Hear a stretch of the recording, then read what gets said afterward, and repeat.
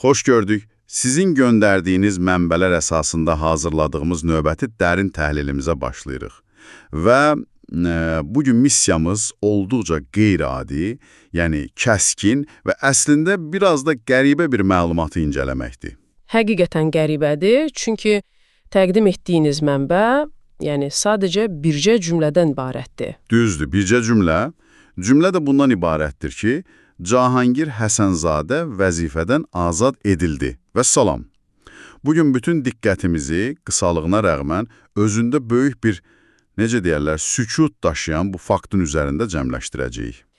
Bilirsiniz, bu qədər qısa məlumatla işləmək ilk baxışdan qəliz görünə bilər.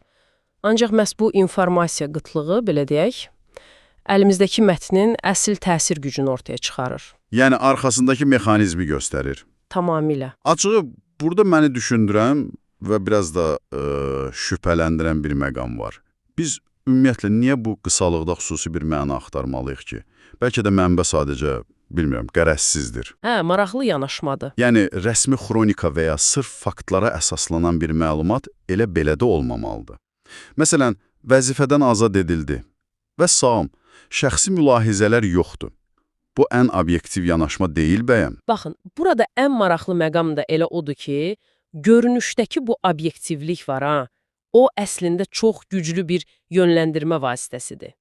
Diqqət yetirim, mənbədə o edildi sözünün necə yekun, kəskin bir vurğusu var. Hə, elə bil ki, nəsə xüsusi qeyd olunur. Düzdür, bu cümlə bizə yalnız nəticəni verir, bəs arxada qalanlar, yəni vəzifə nə idi və ya daha da önəmlisi, işdən çıxarılma səbəbi nədir? Bəli, bu adam öz xahişi ilə gedib, yoxsa bu kənardan verilən sərt bir qərardır, onu bilmirik. Ay sağ ol, bilmirik. Konteksti tamamilə kəsib atmaqla oxucuya yalnız nəticənin ağırlığı yüklənir. Bir dəqiqə, gəlin bunu aydınlaşdıraq. Bu, sanki yaxın bir dostunuzdan sadəcə hər şey bitdi yazılan bir mesaj almağa bənzəyir və heç bir əlavə izah yoxdur. Aha, çox yaxşı bənzətmədir. Nə baş verdi, niyə bitdi?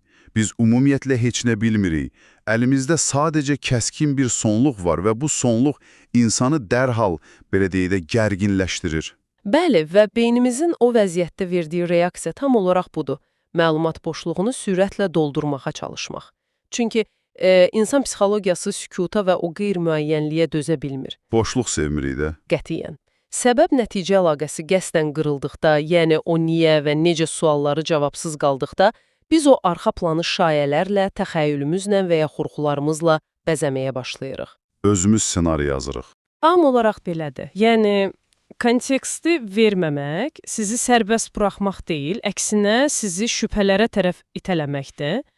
Nəticə səbəblərdən daha çox qabardılır və bu da xəbərin psixoloji çəkisini süni şəkildə artırır. Bu, doğrudan da informasiyanın necə dizayn oluna biləcəyinə dair, yəni mükəmməl bir göstəricidir. Deməli, xülasə etsək, mənbəmiz Cahangir Həsənzadənin vəzifədən uzaqlaşdırılması faktını bizə çox kəskin şəkildə çatdırdı. Hə, amma hekayənin qalan hissəsini tamamilə kənarda qoydu.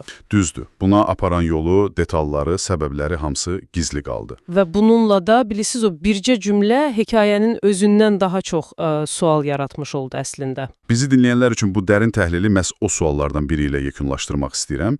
Yalnız yekun nəticəni bildiyiniz, lakin ona aparan yolu və səbəbləri görmədiyiniz zaman beyniniz bu cür məlumat boşluqlarını necə doldurmağa çalışır? Çox çətin sualdır. Elədir.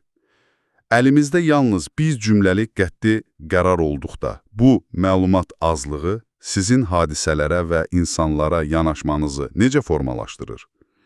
Bu, hər dəfə oxuduğunuz qısa bir başlıqdan sonra özünüz üçün araşdırmağa və üzərində düşünməyə dəyər bir sualdır. Bizi dinlədiyiniz üçün təşəkkürlər, növbəti təhlillərdə görüşənədək.